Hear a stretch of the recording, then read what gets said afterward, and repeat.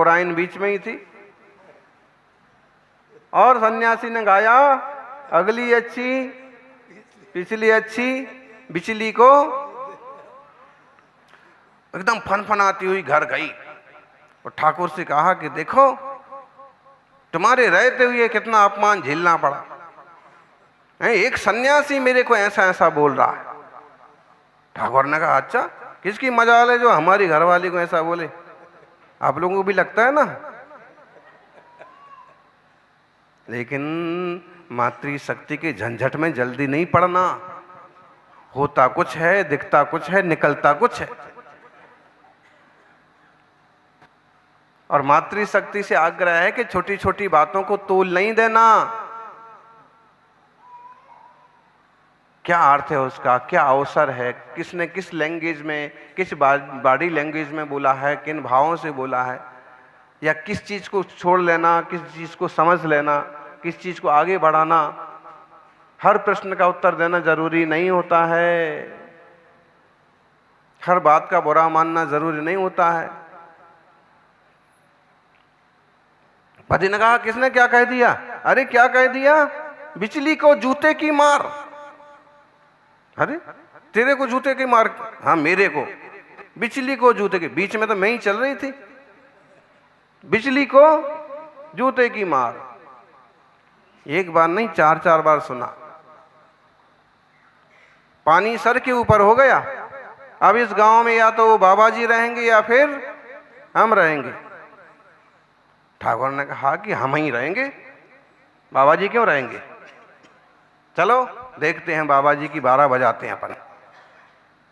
बाबा जी की 12 बजाने वालों की भी कमी नहीं है। संसार खतरनाक है।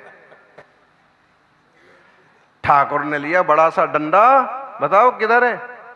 और जब गए तो आगे आगे ठाकुराइन, पीछे पीछे ठाकुर रास्ता बताने के ढाल आगे होता है। और तब गए, तब भी बाबा जी अपने मगन एक ही बात गा रहे हैं। क्या गा रहे? अगली अच्छी बिचली को जूते की मार। ठाकुराइन ने देखो अभी भी यही गा रहे हैं ना। तो ठाकुर ने कहा अरे बेबड़ी, थोड़ी अकल तो लगा, अब तो अपन दो ही हैं, बीच में कौन है? ने भी थोड़ी अकल लगाई। नहीं, लेकिन तब तो मेरे को ही बोला। अरे तो ये अभी भी तो यही बोल रहे हैं ये। और पास में जाके सुना तो भी क्या बोल रहे? अगली अच्छी पिछली अच्छी। ठाकुर ने कहा कि अब तो अपन बीच में भी कोई नहीं है। उसने कहा कि ठहरो, अभी देखो, तुरंत फुरंत गुस्से में लाठी चलाना एकदम बेवकूफी होगी। पहले अपन जाके बाबा जी से बात करते हैं। तू यहीं खड़ी रहे, अगर तुझे लगता है कि तेरे लिए बोला तो मैं पूछ के आता हूं। और उनने जाके बाबा जी से आग्रह किया कि बाबा जी आप क्या गा रहे हैं, क्या कह रहे हैं, किसके लिए कह रहे हैं? बाबा जी बोले अगली अच्छी पिछली अच्छी बिचली को। ठाकुर ने कहा कि महाराज कुछ समझ में नहीं आ रहा, अगली कौन है, पिछली कौन है, वो बिचली कौन है? तो उन्होंने कहा कि बस अगली बालावस्था, बाल्यावस्था अच्छी है, उसमें बचपने में कोई फिजूल के विकार नहीं आते हैं, फिजूल की उठापटक नहीं होती है, गृहस्थी का कोई बोझ नहीं होता है, और काम वासनाएं नहीं सक। अगली अच्छी। ठाकुर ने कहा तो फिर पिछली कौन है? बोले पिछली बुढ़ापा। बुढ़ापा भी अच्छा, थोड़ी समझ आ जाती है, आ जाती है कुछ कुछ बुजुर्गों को। कुछ बुजुर्ग बूढ़े होने के बाद भी बेवकूफ रहे आते हैं, लेकिन अपन यही समझ रखते हैं कि बड़े बुजुर्ग हैं तो उनमें अकल होगी। तो बोले पिछली भी अच्छी। क्यों? बुढ़ापे में इंद्रियां या तो शिथिल हो जाती हैं या इतनी समझ आ जाती है कि फिर इंद्रियों को व्यक्ति संभाल लेता है, बस में करता है, इतने अनुभव से गुजर चुकता है कि काम विकार वासनाओं को ज्यादा तवज्जो नहीं देता। तो पिछली भी अच्छी। ठाकुर ने कहा ये तो बात बढ़िया, ये बिचली कौन है? अब वो सोच रही थी कि अब आएगा मेरा नाम, बीच में तो मैं ही थी। तो उन्होंने कहा कि राजन ठाकुर साहब, बिजली तो सबसे बुरी है और इससे तो जूते की मार होना चाहिए। राजा ने कहा बिजली है कौन? बोली युवावस्था, जवानी। ये जिसमें अगर ना संभले, ना समझदारी से काम किया, ना होश में रहे, किसी विषय वासना में फंस गए, किसी व्यसन में लग गए, शराब में डूब गए, किसी औरत के चक्कर में पड़ गए, तो बिजली पूरे आगे पीछे सबको खत्म कर देती है। इसलिए इसे तो जूते की मार। जूते की मार मतलब बोले इसे जीतो, इसे बस में रखो, युवावस्था में सावधान रखो।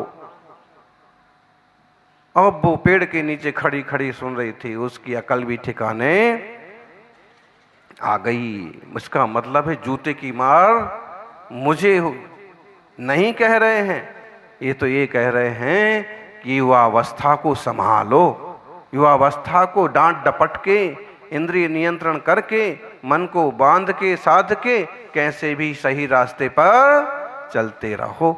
जब ढेरों युवा मस्ती के रास्ते जा रहे हों और आप मस्ती के बजाय भक्ति के रास्ते जाएं, तो समझना आपने युवावस्था को सार्थक किया। ढेरों युवा गर्मी में के वैकेशन में, समर कैंप में और दुनियादारी में इधर उधर भटक रहे हैं, विदेश यात्रा पर जा रहे हैं, और आप मुनिराज के पद विहार में जा रहे हैं। समझ लो आपने बिजली को भी कंट्रोल कर लिया, बिजली को भी साध लिया। तो अपना यह जीवन जो अपूर्व अवसर है, हम इसे साधें और मंगलमय समय का सदुपयोग करें। आज चैत्र पूनम है और इधर गढ़ पर मेला है,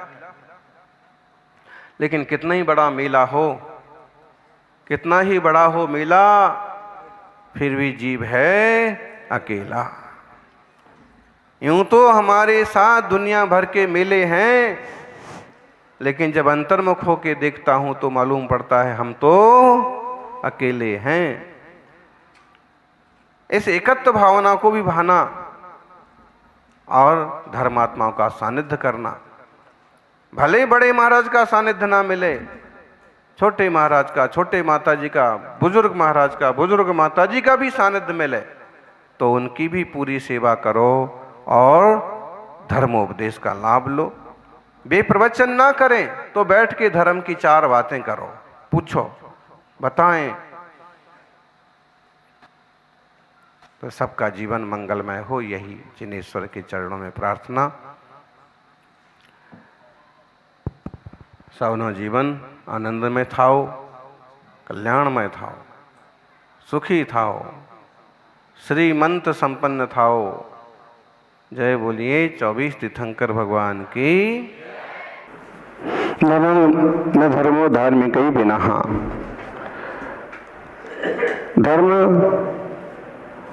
धर्म को बिना ना હોય છે।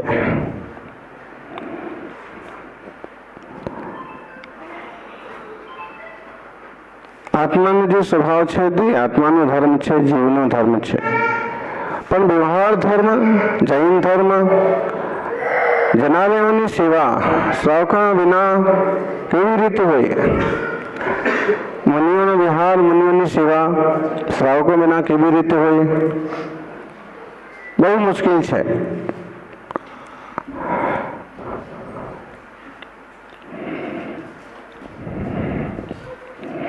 જ્યાં બહુ શ્રાવક છે ત્યાં બહુ પ્રભાવના છે, જ્યાં શ્રાવક નથી ત્યાં મોટા જનાલય પણ હોય, મોટા સંઘ પણ આવે, પણ પ્રભાવના બરોબર થતી નથી। इसका मतलब है कि श्रावकों की उपस्थिति, श्रावकों का होना बहुत जरूरी है। अभी आप छोटी सी कहानी सुन रहे थे, बहुत सुंदर कहानी। किसान ने इंद्र के पास जाके कहा कि आप तो कब पानी बरसाना है, कब धूप गिराना है, आपको पता ही नहीं पड़ता है।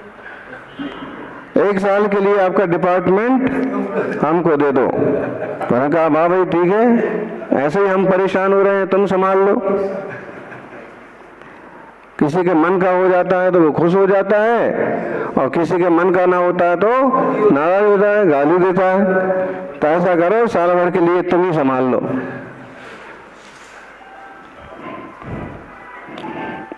अब किसान ने अपने मन का किया सब। अब पानी की जरूरत है तो पानी बरसा दिया, जिससे अच्छा लगे, ठंडी ठंडी हवा चलती रहे, अनुकूलता बनी रहे। और फसल बोई, मक्का बोई, गेहूं बोया,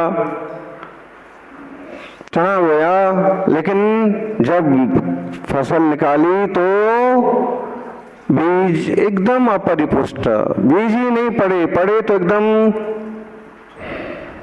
छोटे, सूखे, कोई काम में नहीं आए। फिर कहाँ गए? वापस दौड़ के गए कि अरे इस बार तो ऐसा गड़बड़ हो गया, सब बीज नहीं पड़े। तब इंद्र ने कहा कि भाई बिना संघर्षों के फल नहीं मिलते। जो जीवन में संघर्ष करता है, सहनशीलता बढ़ाता है, वो सफल होता है। अगर बहुत आराम से एसी में बैठ करके ध्यान हो जाए, बोतल से पानी पी करके प्रवचन हो जाए, इससे ही धर्म हो जाए, तो मुनि बन करके तपस्या करने की जरूरत ही ना रहे। फिर जो मार्ग जिस ढंग से चलता है वो उसी ढंग से चलेगा तो आनंद होगा। श्रावक के 5 अनुव्रत होना जरूरी है, मुनिराजों के 5 महाव्रत होना जरूरी है। श्रावकों को दान और पूजा करना जरूरी है, मुनिराजों को ध्यान और अध्ययन करना जरूरी है। और उपसर्ग पैसे जीतते हुए निरंतर साधना करना आ मुनियों न धर्म छे। समता भाव में रहना, शांत रहना आ मुनियों न धर्म छे। मुनियोनी देवशास्त्र गुरु ने आराधना करना आ श्रावकों नो धर्म छे। फरीथी संग भीलवाड़ा आव्या। अब संघ फिर से भीलवाड़ा आया कि भीलवाड़ा बीच में आ गया, यही समझ में नहीं आ रहा। फिर से उल्टा सीधा 50-60 किलोमीटर वापस। इससे कोई छोटा रास्ता का पता ही नहीं। देखो कभी कभी होता है कि अपन भीलवाड़ा जाते हैं, कभी कभी भीलवाड़ा बीच में आ जाता है, कभी कभी अपन महाराज जी के दर्शन को जाते हैं, कभी कभी महाराज जी आ जाते हैं, बीच में ही मिल जाते हैं। तो अच्छा योग है, इतना सुंदर जिनालय, 52 डेरुनो जिनालय है, और आलीशान सुंदर कीर्ति स्तंभ, बान स्तंभ। बरोबर धर्म लाभ लो। पहले भी हमने कहा था कि श्रावकों के परिवार बड़े होना चाहिए। आपके बड़े बुजुर्गों के यहाँ 2-3 संतान थी, तो आज एक बूढ़ा ठूढ़ा आदमी गांव में है भी, 2-4 परिवार गांव में बचे भी हैं, लेकिन वो शहर भग गए और जिनके एक ही है, एक ही चूहा है, वो क्या करेंगे? और वो भी वहां से अमेरिका और लंदन भग गया, तो फिर ना वहां कुछ, ना यहाँ कुछ, ना माँ बाप का कुछ, ना धर्म ध्यान का कुछ। और धर्मात्माओं की फिर धर्म का क्या होगा? फिर धर्म का कुछ नहीं होगा। लेकिन ये मंगलमय जिन धर्म कैसे आगे आगे चलेगा, कैसे इसके माध्यम से उपकार होगा? इतने बड़े बड़े जिनालयों की सुरक्षा सेवा कैसे होगी? कब जाने वाले तो तैयार बैठे हैं, जरा सा मौका मिले। बहुत ही गंभीरता का विषय है। आप बोल रहे थे उस दिन उस गांव में भी मंदिर है और एक भी श्रावक नहीं है। अभी पिछले इतने किलोमीटर में कम से कम 7-8 जगह बोले यहाँ मंदिर है, यहाँ 2 किलोमीटर पर मंदिर है, यहाँ 3 किलोमीटर पर अंदर मंदिर है। और भक्ति पूजा करने वाला कहीं बोले एक आध परिवार है, जब तक वो है तो है और नहीं तो कोई नहीं है। ऐसे कैसे चलेगा? बहुत बड़ा विशाल जिन धर्म, करोड़ों जहाँ क्षत्रिय ब्राह्मण वैश्य, जहाँ सभी जिन धर्म का पालन करते थे, आज वो तो रहा ही नहीं, वैश्य वर्ग में ही बचा। उसमें भी सब इस टाइप से। तभी जो लोग सेवा कर रहे हैं, भक्ति भावना कर रहे हैं, सौभाग्यशाली हैं। रात्रि नो विश्राम क्या थयो? मलासा, मलेशिया, हवेली मलेशिया जे भी हती। और मलासा याद रहे ना रहे, मसाला याद, और वहां के लोगों की भक्ति जरूर याद रहेगी। श्रावक तो एक बार लापरवाही कर दे, लेकिन वो दोनों तीनों भाई परिवार लगभग पूरी रात ही जागते रहे।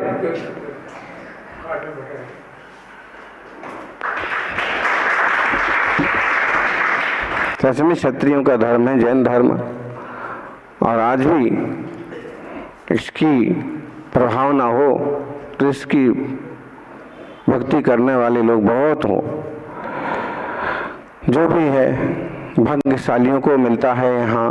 यह है सत्य, अहिंसा, सदाचार और शाकाहार का मार्ग, जहाँ पूर्ण वीतरागता है, पूर्ण शांति है। ऐसा यह मंगलमय जिन धर्म अपन को मिला है, इसका सदुपयोग करें। आत्मा से परमात्मा होने का ये मार्ग है। संसार में बहु धर्म छे, पण आत्मा ने संसार થી પાર જવાનો માર્ગ દેખાવ તો એકમાત્ર જૈન ધર્મ। વીતરાગ जिन शासन, आ वीतराग जिन शासन पामीने स्वरूपनी समझ करिए। सुंदरमती माताजी नो गाँव छे। गाँव कोणा छो? कोणीनो कोणो छे? किसी का भी कोई गांव नहीं होता है, सब अपनी चीजें अपनी अपनी जगह रखी रह जाती हैं। बस ये है कि जैसी भूमि पर, अच्छी भूमि पर अच्छे बीज लगते हैं, अच्छे फल होते हैं, ऐसे पवित्र परिसर में आप भी अपना विकास करिए। थोड़ा बहुत संघर्ष हो और संघर्ष पूर्वक भी देव शास्त्र गुरु की आराधना करेंगे तो अच्छे फल लगेंगे। आत्म कल्याण के पथ पर बढ़े, यही मंगल भावना। जय बोलिए 24 तीर्थंकर भगवान की।